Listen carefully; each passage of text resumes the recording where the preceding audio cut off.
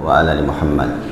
Subhanaka la ilma lana illa ma 'allamtana innaka antal alimul hakim. Rabbi shrah li sadri wa yassir li amri wahlul 'uqdatam min lisani yafqahu qawli. Amma ba'd.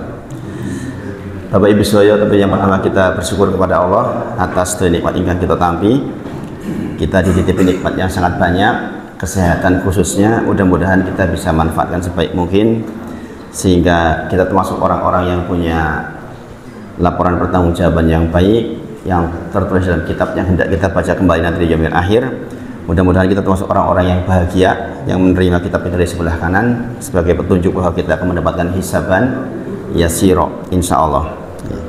Kalau kita lihat di dalam Quran surah Al-Waqiah atau di dalam Quran surah Fatir ayat ke-32 tentang penggolongan manusia, kita tahu sesungguhnya kita di dunia sudah tahu masuk golongan mana kira-kira.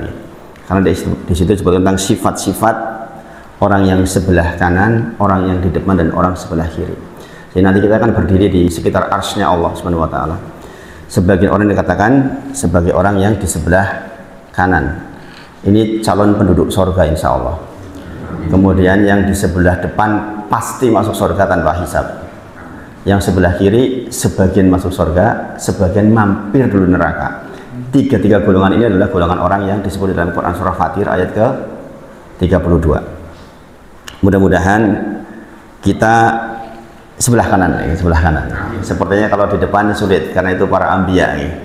Karena yang di depan itu sifatnya melaksanakan yang wajib, meninggalkan yang haram, melaksanakan yang sunnah, meninggalkan yang makruh, bahkan kadang-kadang meninggalkan yang mubah. Itu sifatnya itu yang sebelah depan. Atau disebut dengan sabiqum bil khairat atau al-muqarrabin. Al-muqarrabun dalam Quran surah Al-Waqiah. Jadi sifat orang yang masuk surga tanpa hisab diantaranya itu sepertinya kita berat sekali melaksanakan yang wajib, melaksanakan yang sunnah. Berarti ini sholat itu sholat wajib rawatib itu. Kemudian meninggalkan yang haram, nggak bersentuhan dengan yang haram, bahkan dia meninggalkan yang makruh saja ditinggalin. Bahkan kadang-kadang yang mubah masalahnya boleh yang mubah pun ditinggalkan kalau berpotensi tidak memberikan faedah di yaumil akhir. Bukan hanya mengancam orang meninggalkan karena khawatir mengancam di yaumil akhir. Kalau orang sabiqum bil khairat itu adalah orang yang dia meninggalkan yang mubah karena saya melaksanakan nggak ada manfaatnya untuk akhirat saya, itu ditinggalin. Nah, ini memang luar biasa ini para waliullah insyaallah. Apakah manusia biasa ada yang sampai ke sana? Ya, kalau jadi walinya Allah tentu saja memungkinkan ya. Kalau kita mampu melakukan demikian, insya Allah masuk surga tanpa hisab. Ini menjadi peringatan buat kita bahwa kita membangun seluruh amal soleh kita hari ini supaya kita menjadi orang-orang yang berada di setidaknya sebelah kanan. Ya. Jadi kalau baca awal-awal surat Al-Waqiah akan mendapatkan tentang hal itu. Atau akhir surah Al-Waqiah mulai yang surat ke-8 ayat 88, 89, 90 nanti akan ketemu hal-hal yang demikian. Hari-hari kita berjalan tentu kita memilih menjadi orang-orang yang dipantaskan untuk masuk surganya Allah Subhanahu wa taala. Ingat bahwa kalimat la ilaha illallah itu selalu meliputi 3 unsur, yaitu i'tiqad, keyakinan di dalam hati, ikrar, kita ucapkan dengan kalimat la ilaha illallah.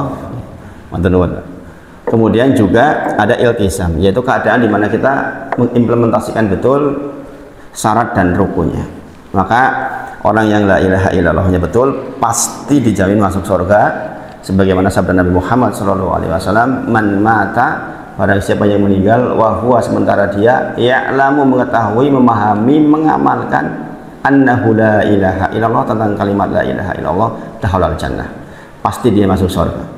Nah, maka kita duduk seperti ini, kita mungkin akan sampai meninggal kita akan bermajelis seperti ini dalam rangka untuk semakin memantapkan diri kita sehingga kita termasuk orang-orang yang betul-betul murni kalimat la ilaha illallahnya, yang insya Allah ini bisa menjadi pegangan buat kita untuk kunci surga kita, sebagaimana kita sudah bahas beberapa waktu yang lalu. Nah, Bapak Ibu semuanya, hari ini kita kembali ke persoalan sholat kita nih, terakhir sampai di sholat sunnah, nih, sholat istikharah kalau nggak keliru. Nah, saya belum akan menambah jenis sholat sunnahnya, tapi saya ingin menyampaikan ke panjenengan seluruhnya terkait dengan beberapa hal yang diketahui lazim di masyarakat tapi masih keliru dalam beberapa hal karena kurangnya pendalaman. Contoh, bersentuhan kulit apakah otomatis batal? Karena secara asal nanti kita bahas lagi tentang hal-hal yang membatalkan wudhu kita. Kemudian memandikan mayit apakah termasuk batal? Sebagian berpendapat batal, sebagian berpendapat tidak batal. Kemudian terkena atau menyentuh najis, ibu-ibu gendong anak-anak, kena pipis anaknya yang usia 2 tahun misalnya, itu kan terkena najis berarti, apakah batal wudhunya? Tidak batal. Tapi banyak masyarakat yang taunya batal seperti itu. Yang perlu dilakukan adalah menghilangkan ainun najisnya. Jadi kalau misalnya saya lagi sujud, jebule anak saya yang kecil dolanan kena peci saya, kencingnya. Kalau peci saya bisa diambil, selesai. Dalam kondisi sholat pun. Jadi kalau jenengan mampu menghilangkan ainun najisnya, atau bagian najisnya, atau terkena najisnya, saat sholat pun silahkan, nggak apa-apa. Kalau mampu, kalau nggak mampu otomatis jadi batal. Karena najis itu meliputi badan, tempat, badan juga tempat kan. Kalau misalnya termasuk pakaian yang kita pakai. Kalau misalnya pecis kita kena, kok pecis kita letakkan, bisa, ya sudah, selesai. Gitu. Jadi kalau mampu melakukan maka sesungguhnya itu tidak harus memutus sholat. Nah ini di masyarakat sepertinya belum sepenuhnya paham. Lazimnya mereka taunya ya pokoknya terkena najis ya batal. Maka kita lihat lagi sekarang nih. Coba jenengan ingat-ingat lagi, saya mengajak jenengan untuk mengingat lagi tentang beberapa hal yang terkait dengan pembatal wudhu. Nah ini pentingnya diulang-ulang. Pentingnya diulang-ulang. Saya dulu belajar fikih itu fikih 4 madzhab. Jadi saya mengulang-ulang bab fikih itu mungkin bisa 8 kali. Jadi kitab fikih itu diulang-ulang sampai 8 kali. Dengan kalau nggak keliru ada 3 ustadz keliru nih. Yang 4 kali itu dengan ustadz yang sama. Saya bisa mempelajari hal yang sama berulang-ulang karena ternyata kadang-kadang ada yang kelewat. Penyebab hadas kecil masih ingat nggih? Jadi ngaten, orang akan batal sholatnya jikalau kehilangan syarat, gitu. Syarat sholat ada 9 dari mulai Islam sampai niat sebagian memasukkan ke rukun, niat sebagian memasukkan ke syarat. Kita ambil katakanlah yang disyarat. Nah, jikalau kita melakukan salah satu atau meninggalkan salah satu, maka sholat kita batal. Contoh dalam kasus tentang mengangkat hadas, yaitu hadas kecil dan hadas besar. Jikalau ada sebuah keadaan yang kita melakukan pembatalnya, maka sholat kita ikut batal. Secara asal begitu.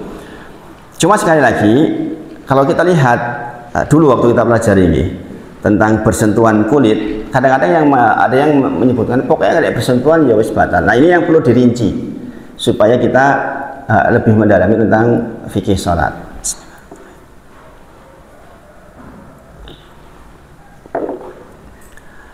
Kita lihat lagi Bapak Ibu semuanya supaya panjenengan ingat. Saya jadi ingat kalimatnya Pak Sabar karena saya katanya dulu terlalu cepat gitu. Khawatir jenengan dulu nggak paham.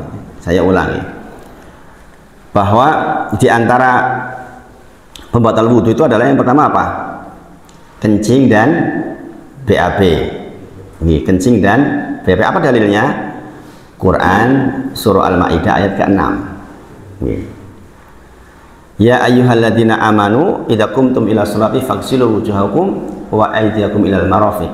Nanti di tengah-tengah ada kata-kata au jaa ahadum minkum minal ghaid. Minal ghaid. Nggih. Au jaa ahadum minkum minal ghaid. Nah, atau panjenengan habis dari tempat yang ghaid, itu tempat yang rendah bahasa Arab. Ghaid itu artinya tempat yang rendah. Ini indahnya bahasa Arab ya.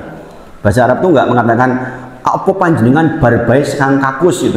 Wagu tuh tengah Al-Qur'an ngono gitu. Tapi bahasa dalam Al-Qur'an au ja'a ahadum minkum minal ghaid, atau panjenengan habis dari tempat yang rendah. Istilah majas untuk kakus, untuk kamar mandi gitu sama sekarang nih, tempat buang air. Nah, dari sini kita tahu nih, kegiatan orang di tempat yang rendah atau kegiatan orang di kamar mandi ya kalau bukan BAB ya kencing gitu.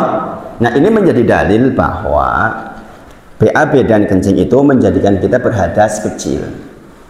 Nah, ini jadi nanti bisa baca secara lengkap mulai dari ya ayyuhalladzina amanu idza qumtum ila sholati faghsilu wujuhakum wa aydiyakum ilal marafiq wamsahu bi ru'usikum wa arjulakum ilal ka'bayn dan seterusnya. Nah, di tengah-tengah ada au ja'a ahadum minkum minal ghaid.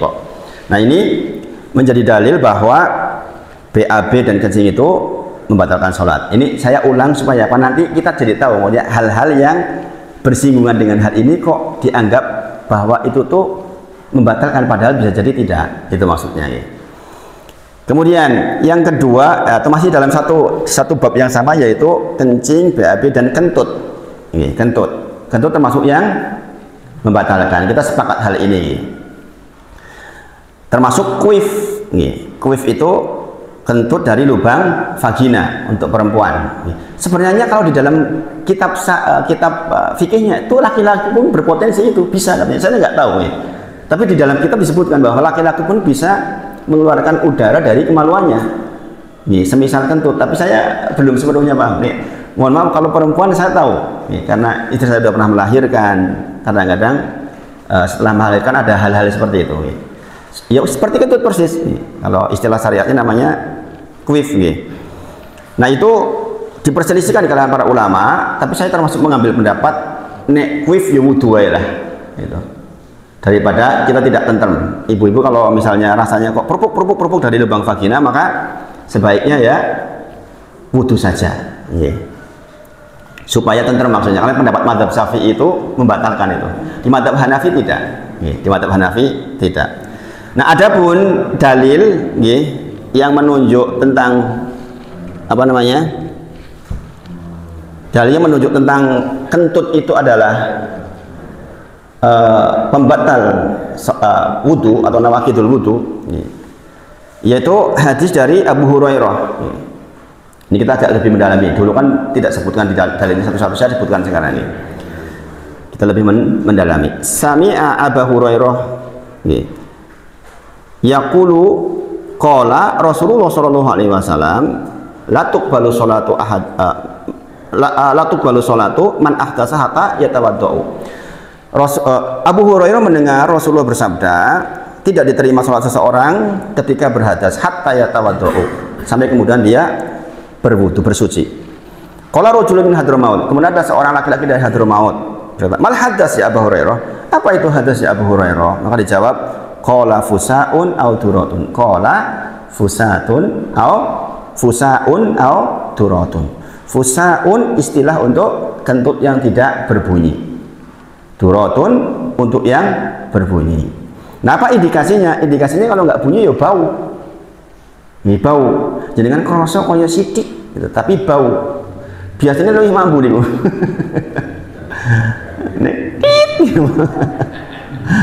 Nek orang Cilacap bilang nek ngebom ya ora patio, malah orang patio mampu. Tapi nek ditantan malahan sok mampu banget gitu. Nah, makanya di sini dikatakan di dalam syariatnya fusaun au turatun.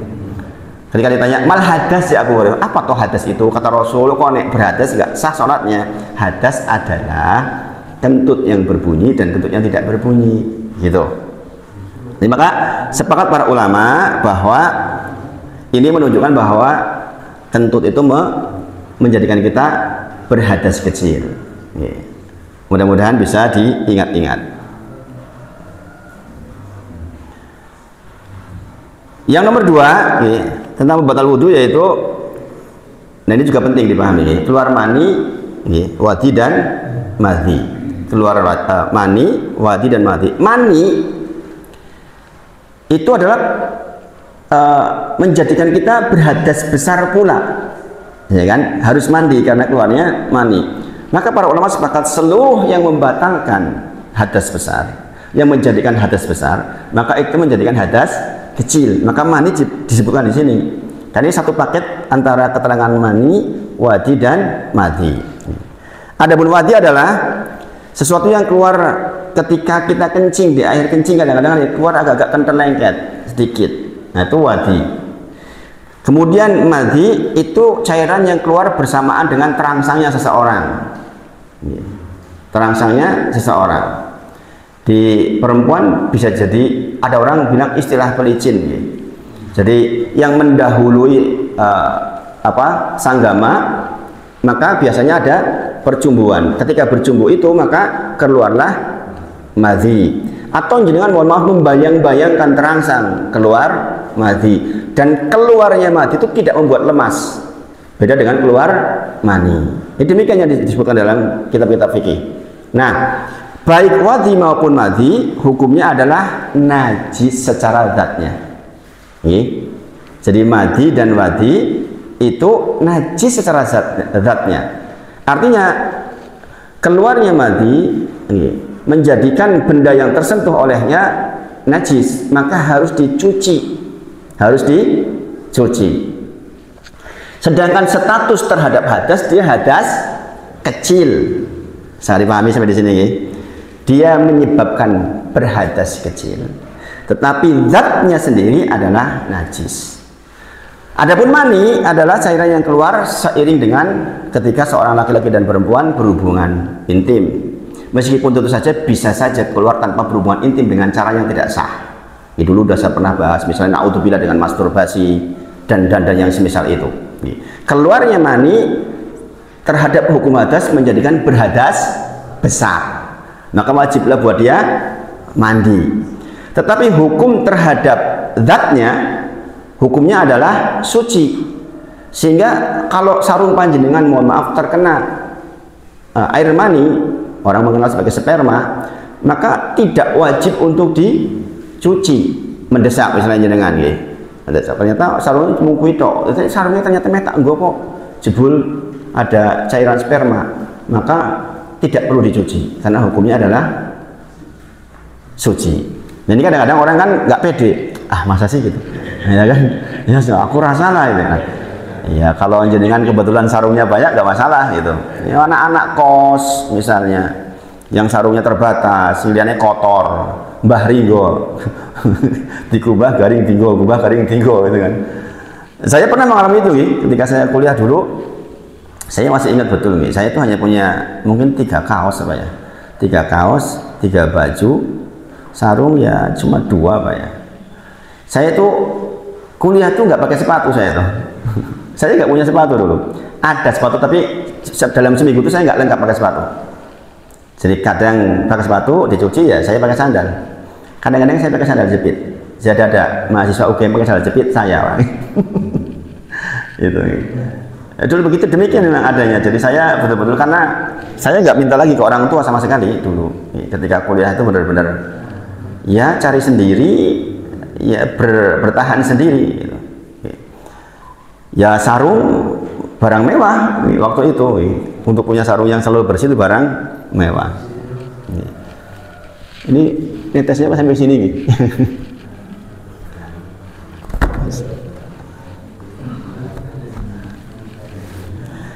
Jadi hukum terhadap madhi, wadi dan mani, apa dalilnya?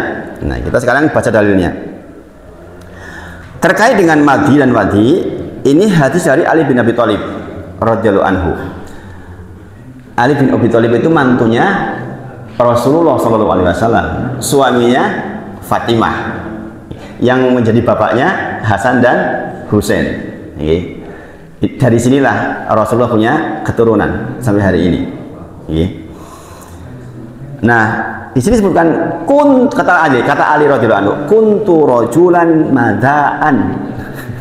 Kata Ali, saya itu laki-laki yang gampang keluar madinya. Berarti gampang terangsang. Itu Ali radhiyallahu anhu, orang kuat, orang hebat, orang dahsyat. Jadi jenengan nggak usah malu kalau ternyata jenengan termasuk demikian. Terus juga alasan bangga nih, aku ini terang-terangan loh koyo Ali. Liane koyo Ali orang.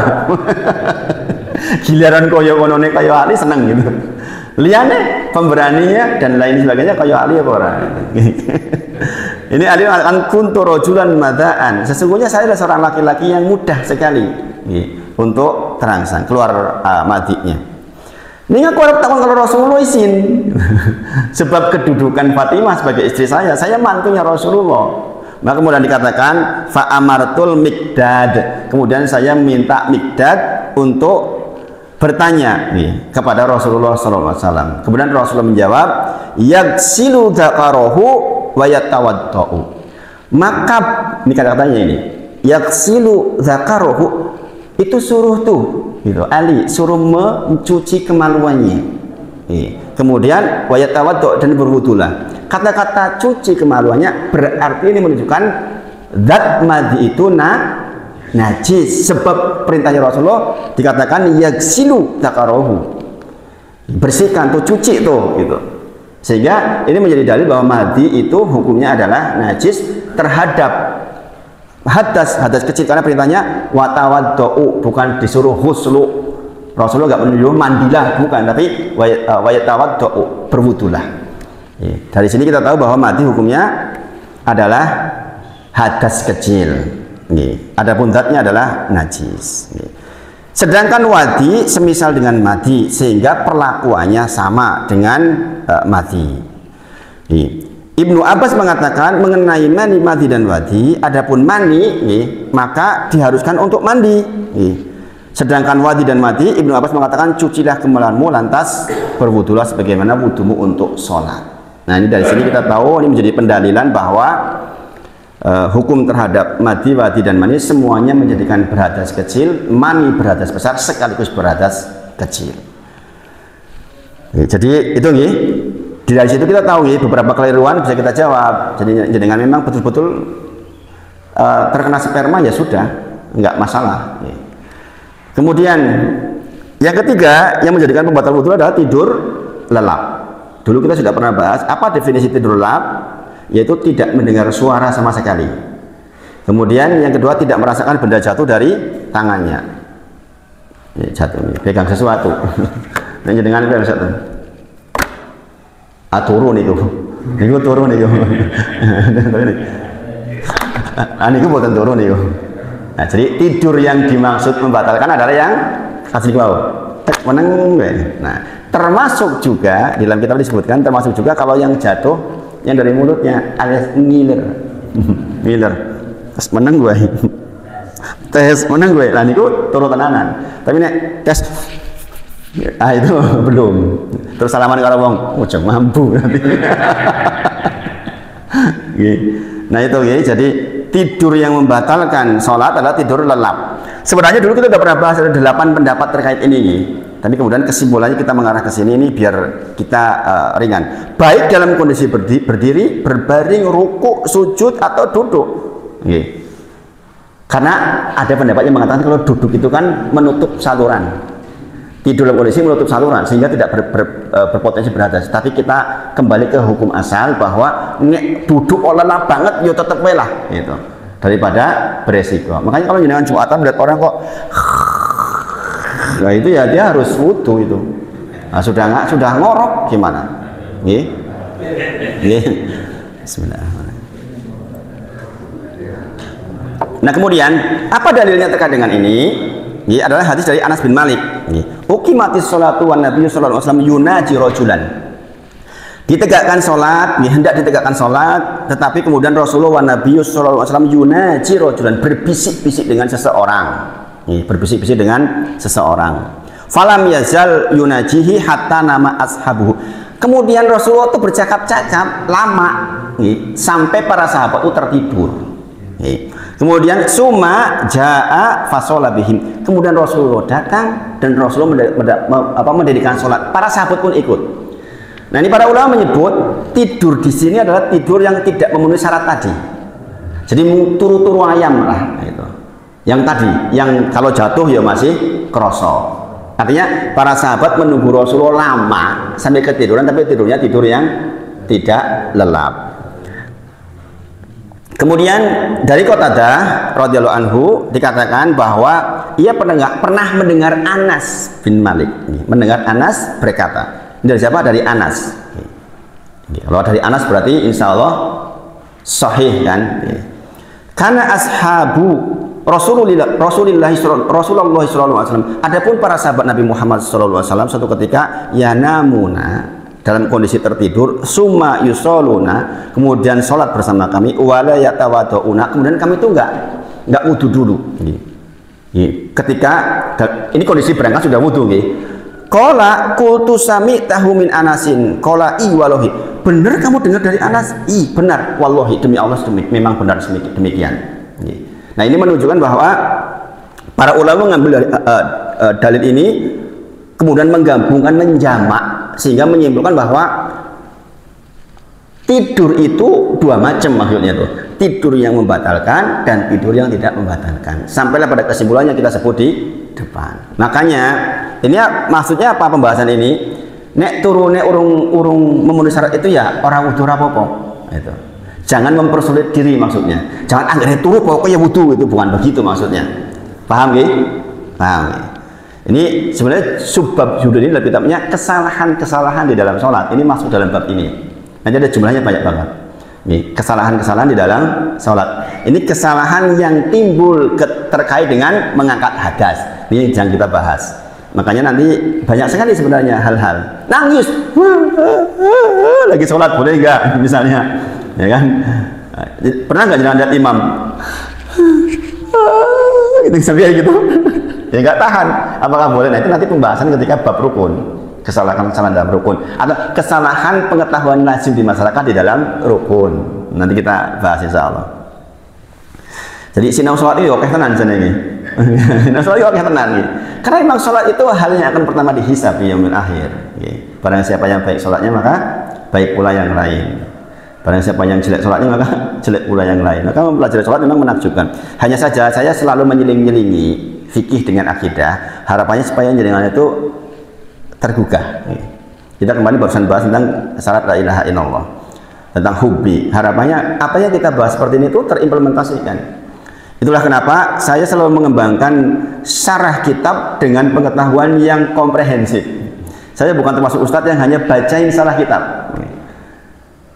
Kalau kita belajar di Mahat kan cuma baca syarah kitab. Kita pokoknya syarah kitabnya seperti itu, ya sudah. Bacain gitu. Nek sing nggak biasa ya ngantuk. Nek jenengan nggak biasa ngantuk nih. Iki mau copot lagi. Tapi dulu saya belajarnya begitu. Tetapi ketika saya terjun di masyarakat, sepertinya model seperti itu nggak bagus. Jenengan mungkin pulang datang ke sini mungkin pulang sudah lumayan nyenyak tidur 1 jam. Dan saya berharap tidak demikian. Kemudian yang keempat adalah hilangnya akal karena mabuk, pingsan, gila. Itu termasuk yang membatalkan wudhu. Apa dalilnya? Lebih parah saka turu. Niku dalilnya niku. Nek turu wae batal, turu lak batal, saya meneh mabuk, pingsan dan gila karena kehilangan akal. Itu. Jadi dalilnya itu semua lebih parah dari tidur. Jadi itu ringan kalau itu nggih, pemahamannya ringan. Adapun yang kelima adalah memakan daging unta. Ustaz ora tahu mangan unta nek kene kok yo. Saya sampaikan ke jenengan manfaatnya. Dalilnya hadis dari Jabir bin Samurah. Ana rajulan, ada seorang laki-laki sa'ala Rasulullah sallallahu alaihi wasallam, bertanya kepada Nabi Muhammad sallallahu alaihi wasallam, atawaddu min lahumil ghanam? Ya Rasulullah, apa aku kudu wudu berdahar napa daging kambing? Maka Rasulullah menjawabkan, in syi'ta fatawaddu. Nek jenengan purun wudulah. Nek jenengan purun wudulah. Wa in syi'ta fala tawaddu. Nek jenengan gelem ora wudu ya ora apa-apa. Paham ya? Dari sini berarti jenengan dahar sesuatu.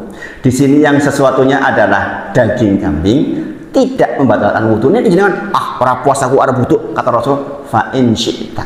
In syi'ta fatawaddu. Nek jenengan ora wudu ben puas. Nek ora wudu ya ora batal kok. Gitu. Nggih. Kemudian qala ditanyakan kepada Rasulullah, atawadhu min lahumil ibil, apakah saya harus wudu setelah makan daging unta? Kata Rasulullah, na'am, fatawadhu min lahumil ibil. Betul, jenengan kedah wudu sak sampunipun dahar daging unta. Nah Bapak Ibu semuanya, mungkin jenengan mengatakan, lah wong yo ora tau mangan daging unta. Ya ngopo-ngopone dibahas. Ngaten Bapak Ibu nggih. Saya dulu pernah sampaikan ke jenengan. Jenengan suatu ketika mungkin diundang untuk reunian dengan teman atau undangan apapun itulah. Kemudian datang waktu maghrib. Jenengan posisinya jauh dari masjid. Kemudian di tempat jenengan diundang itu biasanya tempat wudhunya ya ora pro-pro banget. Mungi tiri-tiri kadang mung loro mung telu. Yang diundang 200 orang. Jenengan karena reunian berdahar toh. Nek jenengan ngetutke, pokoknya kudu wudu lan jenengan ngantri nih tekan isar rampung. Paham nggih? Berarti jenengan nek berdahar ya sudah. Ya kamu kumur-kumur silahkan. Berdasarkan dalil ini. Itulah mengapa kita mempelajari dalil lengkap itu pastilah ada manfaatnya. Dalam satu kasus-kasus tertentu jenengan akan sangat, oh ini tuh manfaatnya. Kalau jenengan lihat teksnya saja, alah ning Indonesia orang tahu mangan daging unta we. Maksudnya selain daging unta, jenengan itu tidak perlu harus wudu untuk melaksanakan sholat kalau jenengan berkehendak. Sehingga situasi yang sempit tadi itu antara maghrib dan isya tidak perlu terjadi. Lah aku ora keri maghrib yo guru-guru ora iso wudu we. Oh salahmu dhewe. Gitu. Nggih. Nah itu nggih. Jadi memang memahami dalil itu kalau kita luas itu lebih enak. Nah ini kemudian bersentuhan kulit. Nah ini yang kemudian kita menjadi pembahasan yang cukup dalam di bab mengangkat hadas yang terjadi perselisihan pendapat sehingga kadang-kadang orang jadi bingung dan lazim di masyarakat kadang-kadang ada bersentuhan ya wis pokoknya batal. Nah ini yang harus kita rinci. Okay. Jadi permasalahan tentang bersentuhan kulit ini sering membingungkan sebagian orang. Dan kebanyakan kaum muslimin menganggap bahwa menyentuh wanita adalah membatalkan wudhu. Secara umum, pendapat kaum muslimin di Indonesia khususnya, maka menyentuh wanita adalah membatalkan wudhu. Inilah yang dianut oleh mayoritas kaum muslimin di negeri kita. Karena kebanyakan mereka menganut mazhab Syafi'i yang berpendapat seperti ini. Lalu manakah yang tepat? Nah, kita agak-agak bahas sedikit di sini. Yang pertama, ada silang pendapat. Jadi kita sadari di dalam fikih itu ya biasa saja. Jadi kalau ada silang pendapat, perbedaan pendapat, itu biasa mawon. Oh jangan aku sing paling bener kowe salah. Nah ini masalah. Nek koyo ngono kuwi salah. Kadang-kadang bab-bab yang kecil gitu yang sebenarnya tidak perlu dipersoalkan tapi kemudian menjadi gesekan. Pokoknya sing bener aku nek koyo ngono kuwi salah. Masalah bacaan misalnya kadang-kadang mengatakan saya yang paling benar, dia yang salah. Nah, ini benar dan salah itu ukurannya kan ilmu yang terverifikasi. Kalau dalam bab fikih ya ilmu yang ada dalil yang sampai ke Rasulullah Shallallahu Alaihi Wasallam, kan begitu. Demikian juga secara umum, jadi harus ada verifikasinya. Bukan berarti kemudian apa benar ya entuk bukan juga, tapi verifikasinya ternyata banyak gitu.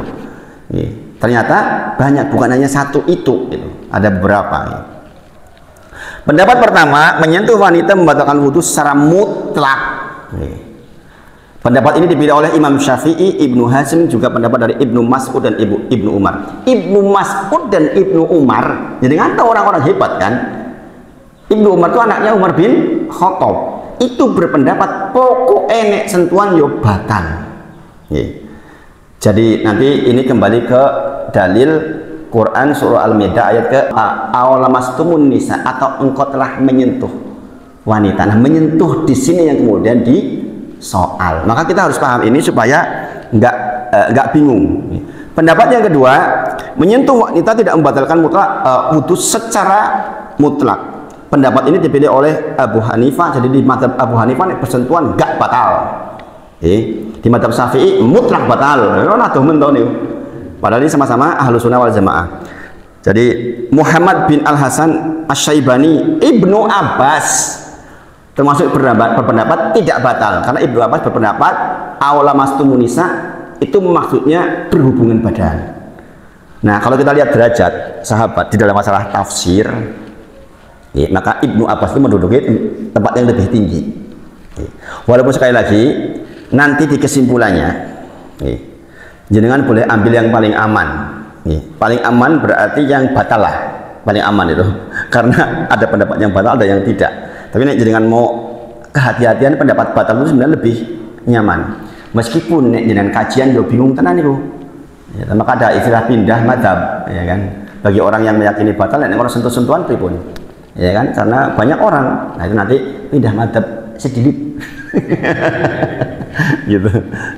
Dan itu dibolehkan oleh sebagian pendapat. Pendapat ketiga, menyentuh wanita membatalkan wudu jika dengan syahwat. Ini pendapatnya Imam Malik. Sepertinya ini lebih mengakomodasi, dan ini sebagian pendapat yang masyhur di Imam Ahmad. Jadi di madhab Imam Ahmad bin Hanbal itu ada yang mengatakan batal sebagaimana madhab Syafi'i, tapi yang masyhur, yang lebih banyak di dalam madhab itu mengatakan batal jikalau dengan syahwat. Nah, dari sini kan kita tahu, jadi kan lihat ada orang Madura nikah sama orang Arab. Orang Madura meyakini batal, orang Arab meyakini tidak batal. Nah, ini saya dapat cerita, saya lihat video ini. Dia, wah aku seneng doyak-oyak bojoku. sentuh batal lah. Oh, dek ora batal ya, aku batal ya gitu. Ini dalam satu keluarga harus ada kesepakatan sebenarnya. Jenengan mau pakai keyakinan yang mana, itu penting. Itu penting. Bayangkan jenengan mempraktikkan untuk sunnah wudu sederengipun sare. Nek jenengan pakai madzhab Syafi'i, jenengan nggak boleh dekat-dekat sama istri. Wis wudu kok. Ya toh? Jenengan yang kene, bojone yang kene. Gitu. Gini apa nggih? Oh, jaga saya jaga sunnah kok, katanya kalau saya meninggal dalam kondisi berwudu seperti meninggalnya orang yang sudah suci, orang yang bersih. Insya Allah surga. Aku mau cerak-cerak kowe aku madzhab Syafi'i kok. Makanya nek badhe sareng jenengan badhe ngagem madzhab nopo? Nah, jenengan rembukan sama istri. Madzhab Hambali bae lah. Nek sentuhan orang nganggo syahwat ya ora apa-apa. Nek udah sepuh-sepuh insyaallah kan udah enggak bersahwat lah insyaallah. Apa masih? Apa masih? Masih Ustaz itu. Nah, itu. Jadi ya monggo lah. Ini pengertian ini supaya jenengan longgar di dalam melaksanakan fikih. Sebagian ulama yang menyatakan batal wudunya karena menyentuh wanita berdalil dengan firman Allah Ta'ala, yaitu di bagian itu tadi, aula mastumunisa, dikatakan adalah bersentuhan, jenis sentuhan apapun. Kata-kata lamastumunisa dengan menyentuh perempuan, landasannya adalah perkataan Ibnu Mas'ud, yaitu alams atau lamastum bermakna selain jima. Berarti pokoknya anggar sentuhan ya wis batal wae. Ini juga pendapat ulama besar, sahabat besar. Jadi kalau ada yang berpendapat seperti itu meyakini ya monggo gitu, baik-baik saja. Akan tetapi tafsiran dua ulama sahabat ini bertentangan dengan perkataan sahabat yang lebih pakar, yaitu Ibnu Abbas. Ibnu Abbas mengatakan bahwa namanya almas atau alams atau lamastumunisa di dalam Quran surah Al-Maidah ayat 6 itu bermakna jima atau berhubungan badan. Akan tetapi Allah menyebutkan sesuai dengan yang ia suka. Karena gini Bapak Ibu, nanti kalau kita lihat deretan kata-kata lamastumunisa atau lams atau bersentuhan itu kadang-kadang di ayat lainnya bermakna bersentuhan biasa, bukan jima maksudnya. Itulah mengapa dua-dua pendapat ini tuh kita hargai betul. Kita hargai betul. Jadi kalau kita melihat derajat kepakaran dalam tafsir, ya Ibnu Abbas sebenarnya lebih kuat. Karena sepakat para sahabat pun Ibnu Abbas itu adalah orang yang ulamanya para sahabat. Dan ini mendapatkan doa Nabi Muhammad SAW terkait dengan fakihnya dia di dalam ilmu agama. Ya, ini masalah ketenangan di dalam mengambil sikap maksudnya. Supaya kita dalam ibadah itu mudah. Beberapa ayat lain menyebutkan bahwa kata-kata lams itu memang bersentuhan biasa. Sehingga ini menjadi dalil oleh Ibnu Umar mengatakan ya pokoknya sentuhannya batal. Tapi Ibnu Abbas berpendapat jima. Ini yang diambil oleh madhab Abu Hanifah, mutlak ora batal. Pokoknya sentuhan mutlak ora batal anggere ora berhubungan badan. Nah, hal ini nanti kita akan lihat beberapa hadis terkait. tentang itu. Walaupun sekali lagi itu masih menjadi perdebatan di kalangan ahli fikih tentang hadis yang akan kita sebut pun. Ya, manakah dua tafsiran di atas yang paling tepat? Pertanyaan kita kan gitu. Kita menghadapi kenyataan ada yang batal, ada yang tidak. Manakah yang paling tepat? Itu yang sedang kita coba pelajari. Sekali lagi, ini sampai yaumul akhir pun nggak akan selesai sebenarnya. Tapi kita harus tahu, kita sudah belajar. Pertama, sebagaimana yang dikatakan oleh Ibnu Jarir At-Tabari bahwa makna lamastumun nisa di dalam Quran surah Al-Maidah ayat ke-6 itu adalah jima, berhubungan badan, dan bukan dimaknakan dengan makna lain dari kata al-lams. Alasannya, terdapat hadis sahih dari Nabi Muhammad SAW bahwa beliau pernah mencium sebagian istrinya lalu beliau sholat dan tidak berwudu lagi. Siapa yang dicium? Aisyah radhiyallahu anha. Ini Aisyah mengabarkan kepada seorang sahabat, sesungguhnya Rasulullah hendak sholat dan mencium salah satu istrinya, diguyoni, kowe tau sing dicium gitu. Iya, itu ketawa dia. Jadi kalau lihat hadisnya begitu gitu. Maksudnya itu kisahnya Aisyah radhiyallahu anha. Hadis ini disoal bagi yang menawarkan orang ini disoal ini hadisnya ini. Ya, tetapi kalau lihat kumpulan himpunan Tarjih Muhammadiyah itu mengambil pendapat ini, mengambil pendapat bahwa ora batal sebab Aisyah pernah itu dicium oleh Rasulullah nggak wudu lagi kemudian tidak sholat. Salah satu dalil sandarannya ini. Jadi kan lihat nih, kebetulan saya juga rajin membaca kumpulan Tarjihnya Muhammadiyah. Kumpulan Basul Masailnya NU juga saya baca. Jadi saya belajar keduanya karena saya berhadapan dengan masyarakat yang paling besar kan itu di Indonesia nih, Muhammadiyah sama NU. Jadi ya Ustadz harus tahu lah minimal. Ojo lepas-lepas banget dengan bab itu sehingga nanti jauh banget pemahamannya. Kemudian seorang perawi Urwah berkata pada Aisyah, bukankah yang dicium itu engkau ini Urwah? Setelah itu Aisyah pun tertawa. Juga terdapat riwayat bahwa Aisyah dari Aisyah, riwayat ini disahihkan oleh Al-Albani. Jadi riwayat ini disoal sebagian yang lain tapi disahihkan oleh Al-Albani. Kalau dengan dengar kata-kata Al-Albani, ya mohon maaf, orang Indonesia banyak gak suka. Padahal dia mau hadis. Tapi kalau jangan kata, oh disahihkan oleh Al-Albani, gitu katakan Allah Albani, nek Sahih Albani Sahih dewe, kayak gitu. Tapi ini kan lihat sejarahnya Albani kayak mana. Salah satu yang disampaikan oleh para dan tanda kutip penghujatnya, Allah tukang jam kok jadi muhadis. Mau tukang jam gurunya sopo. Padahal dia di perpustakaan itu, nek ke perpustakaan itu dia tuh sewa perpustakaannya. Ditutup katanya gue DWKP, dibaca kabeh. Jadi sebenarnya pujian terhadap Albani itu juga sangat banyak di kalangan para ulama. Ini karena yaitu tadi karena agak-agak keras mungkin sehingga akhirnya banyak orang yang tidak suka. Kemudian kita pun bisa melihat pada konteks ayat Al-Maidah ayat 6 kata-kata hai orang, nah ini penting ini penting nih. Nanti dengan buku lagi surah Al-Maidah ayat 6. Jadi pembahasan kita hari ini terkait dengan Al-Maidah ayat 6. Jangan nanti di rumah buka-buka. Menarik sekali sebenarnya. Ini terkait dengan bersucinya kita nih. Kata-kata ya ayyuhalladzina amanu idza qumtum ila sholati fagsilu, ini awal ayat nih. Ya ayyuhalladzina amanu idza qumtum ila sholati fagsilu. Hai orang-orang yang beriman, apabila kamu hendak mengerjakan sholat maka basuhlah, fagsilu.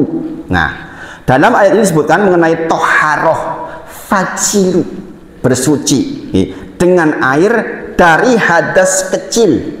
Jadi sub pembahasan di bagian ayat atas Al-Maidah menunjukkan terkait dengan hadas kecil. Kata-kata faksilu di sini menuju ke hadas kecil. Kemudian nanti di tengah-tengah wa in kuntum junuban fatoharu. Jikalau engkau dalam kondisi junub maka mandilah. Sedangkan ayat ini untuk bersuci dari hadas besar. Nanti urutannya begitu. Pertama, ya ayyuhalladzina amanu idza qumtum ila sholati fagsilu. Nanti di tengah-tengah ada apa? Wa in kuntum junuban fatahharu. Nah, urut-urutannya di atas tentang hadas kecil, di bawah tentang hadas besar. Nah, bab tentang hadas besar itu terkait dengan sentuhan tadi itu.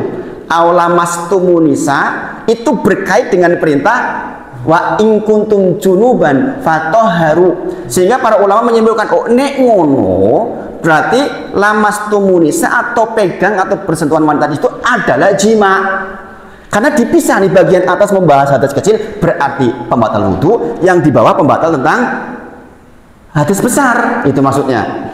Sampai di sini saya dipahami betul. Ibu-ibu nggak harus paham banget.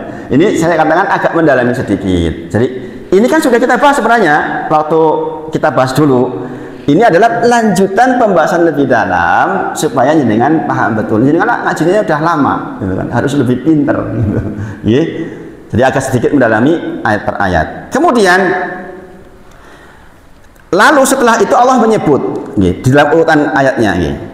Wa in kuntum mardo, jikalau engkau sakit, au ala safar, atau engkau sedang bersafar bepergian, au jaa ahadum minkum minal ghaito, yang tadi saya sebut, atau engkau baru saja pulang dari tempat rendah, dari kakus maksudnya. Kemudian au lamastumunisa, atau engkau bersentuhan dengan wanita, falam tajidu ma'an, engkau kemudian tidak menemukan air, maka fatayammamu sa'idan thayyiba, maka tayamumlah. Nah, tayamum ini di akhir ayat menggantikan posisi untuk bersuci untuk hadas kecil dan hadas besar. Saya ulang saja dengan urut-urutannya. Bagian awal ayat menyebut bahwa terkait dengan hadas kecil.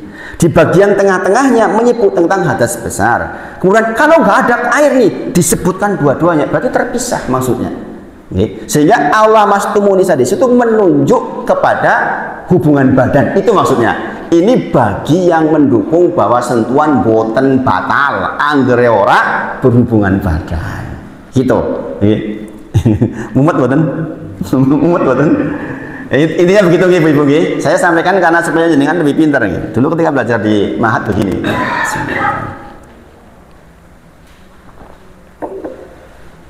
Dalam firman Allah, maka bertayamumlah, ini menunjukkan bahwa tayamum adalah pengganti untuk dua toharoh sekaligus jika tidak memungkinkan menggunakan air. Kata-kata atau kembali dari tempat buang air ini adalah untuk hadas kecil. Adapun aulamastumunisa menunjuk pada hadas besar, itu maksudnya. Jadi sekali lagi nanti jenengan buka Al-Maidah, itu agak panjang ayatnya. Nanti jenengan bisa diparuh dalam 3 bagian. Ya ayyuhalladzina amanu idza qumtum ila sholati faghsilu wujuhakum wa aydiyakum ilal marafiq wamsahu bi ru'usikum dan seterusnya dan seterusnya. Mudah-mudahan jenengan bisa pahami. Begitu pula dapat dilihat dalam hadis. Nah ini dikatakan zinanya tangan adalah dengan meraba. Zinanya tangan dengan Rasulullah pernah menyebutkan zinanya tangan dengan meraba. Namun sebagaimana diutarakan oleh Ibnu Jarir, lamastumunisa dalam ayat tersebut adalah tetap berhubungan badan dan bukan dimaknakan dengan makna lain dari kata lams, yaitu bersentuhan biasa. Kemudian dalil lain bahwa menyentuh wanita tidak membatalkan wudhu adalah hadis dari Aisyah radhiyallahu anha, ketika suatu malam aku kehilangan Nabi Muhammad SAW, kehilangan Nabi Muhammad SAW. Beliau ternyata pergi dari tempat tidurnya dan ketika itu aku menyentuhnya di bagian kaki yang sedang berdiri. Berarti sedang duduk, kakinya lagi duduk seperti ini, sedang sujud. Sedangkan ketika itu beliau sedang sholat di masjid. Ini disoal lagi oleh para ulama. Tapi kan bisa jadi Aisyah kan nganggo kain, ya kan kali.